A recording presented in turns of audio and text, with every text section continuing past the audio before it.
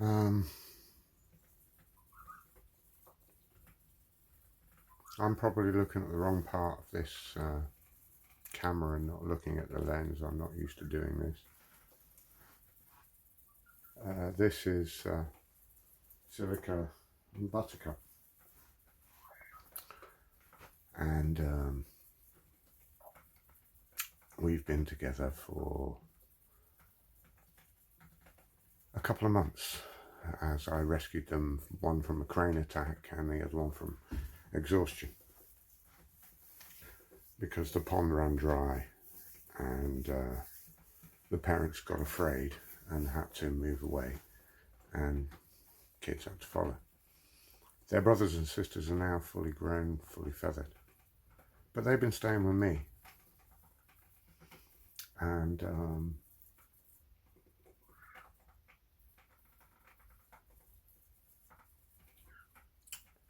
a few nights ago,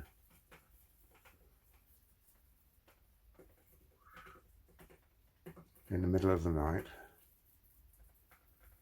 after 12 o'clock, 1ish, I heard some noises, and I've been staying in the container in the office rather than where I usually stay, which is a yurt.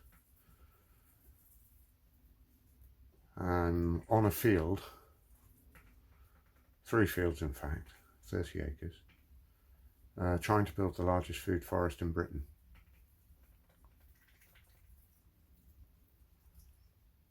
With water harvesting ground systems, self-maintaining, self-producing, living economy, multiple layered, soil creating, and so on and so forth. I can give you the details of that some other time. And the animals are involved, and the animals are included, and we end up rescuing a lot of animals. Connected to the yurt is an animal shelter from which we have released some rescued squirrels. We've had also rescued rabbits that have been living with myself and my partner for the last few years, my ex-partner, in the yurt, actually in the yurt. Rescuing animals is just part of the job. And there aren't many places that are very good with wildlife and vets and so on. So some arsonists decide to turn up in the middle of the night. I heard a noise. I went out of the container and I got my torch out and looked around in the vicinity I was in. But I'm quite away from the yurt, and there's a tree line in between us, and it's the middle of the night.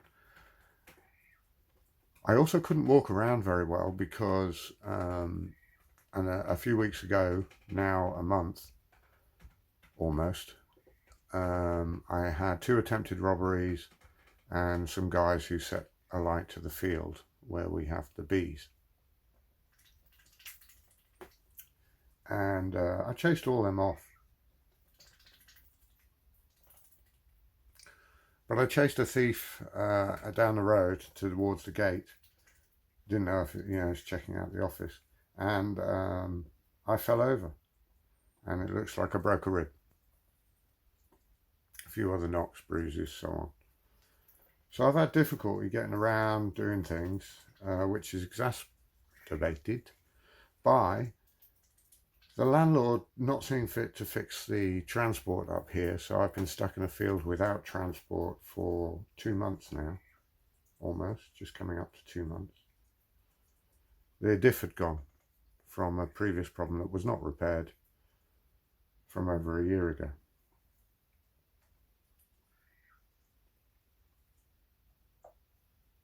He went on holiday to Dubai for 3 weeks, and I've just been stuck here with the rescued chicks and whoever else can turn up to help me get shopping, as I have no fridge.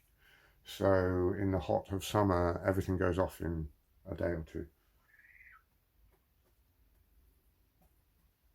So under those difficult circumstances, I can't patrol as I normally would in the Land Rover Defender with the lights on, even at night.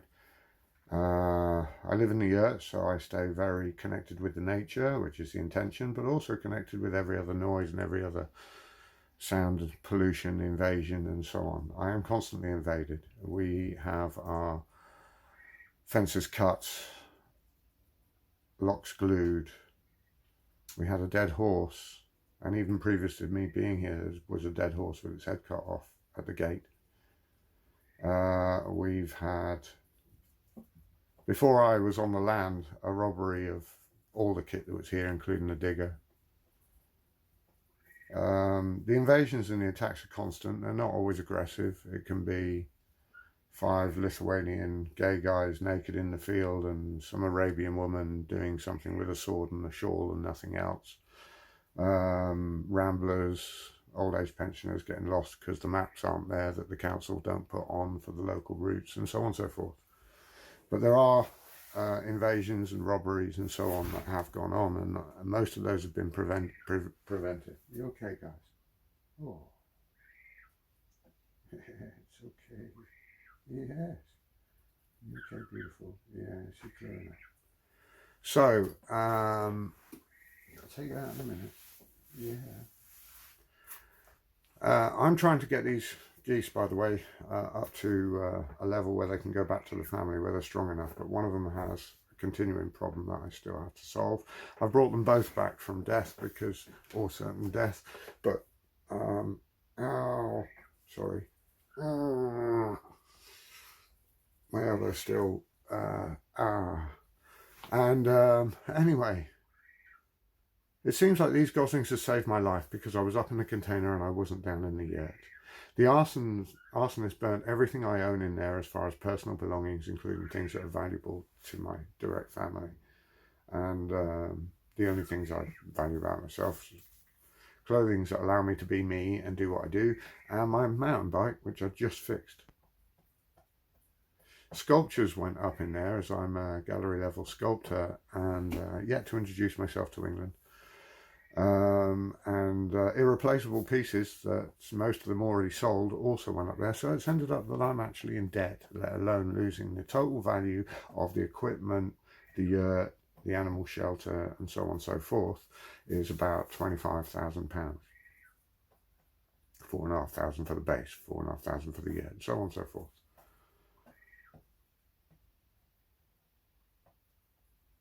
More things were in there because I'm having to cope with a broken rib, being on the land with no transport, and still get work and jobs done.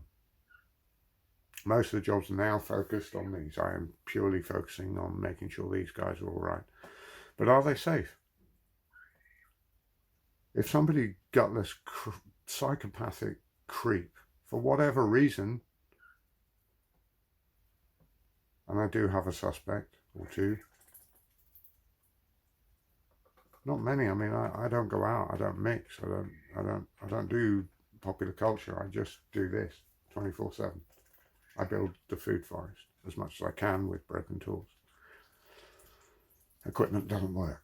And never one day in 4 years has the landlord actually made it so that there is everything working on this site. I have never worked one single day with everything working on this site.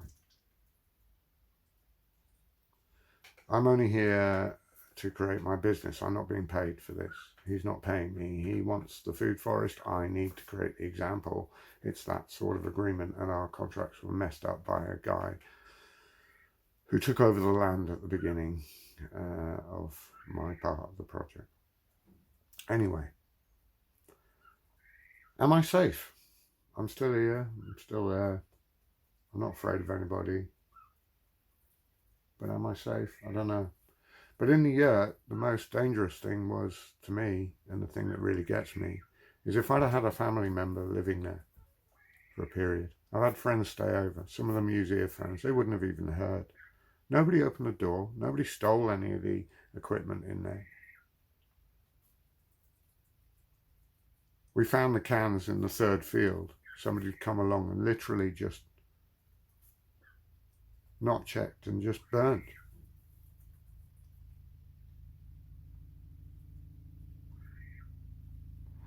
The last person to stay in there, the animals are free. I'd set them free. We'll be publicising all of this and putting up photos so people get a proper picture of what's going on.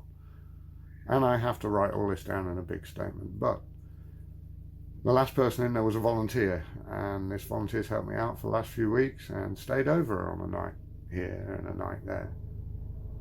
He doesn't sleep well, so, and when he does sleep, he sleeps really solid. He wouldn't have hurt them. He'd have just gone up. There's no escape.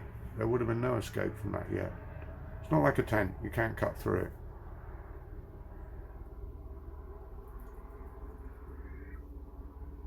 It was made more secure. I redesigned the door. It was secure. Ish. As much as it can be.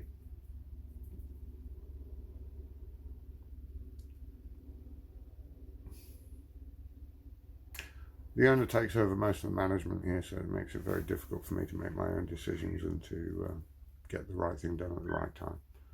It's not working very well. So whether I carry on regardless, I don't know. Anyway, as many people can testify and witness the last 4 years of what's gone on here. I'm constantly attacked on this land, but it's by dicks who think they've got a right to go across the land, or bird watchers. They're really bad. And people who have their own opinions of what I'm doing. I've not gone public, so I was only just going public this year. It's taken me 4 years to get to a stage where I can go public. I've had a battle with the council for 4 years. Whoever's pushing that is a suspect. And many people are invasions on the land, trespass, aggregated trespass. But am I safe? Don't feel it, really. Now I'm in a container, and I have to look after these chicks until they're ready to either go back to the family, or I have to look after myself or go to a sanctuary. Anyway, those decisions are later.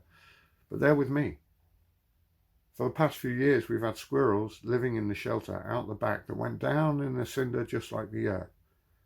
We've had squirrels living inside when they were very young. We had 2 rescue rabbits living inside. I had my girlfriend living there.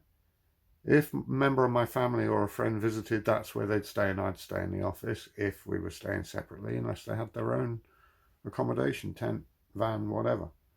I've had people stay on the land. Are they at risk? Am I putting these goslings at risk now after they've saved my life? Because for a first time in years, I'm not sleeping in that yurt. And coincidentally, I don't know if the arsonists really checked, but they didn't open the door. They didn't open anything.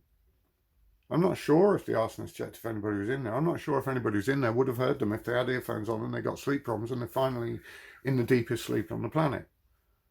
I certainly know the animals could not have answered and would have hidden and been quiet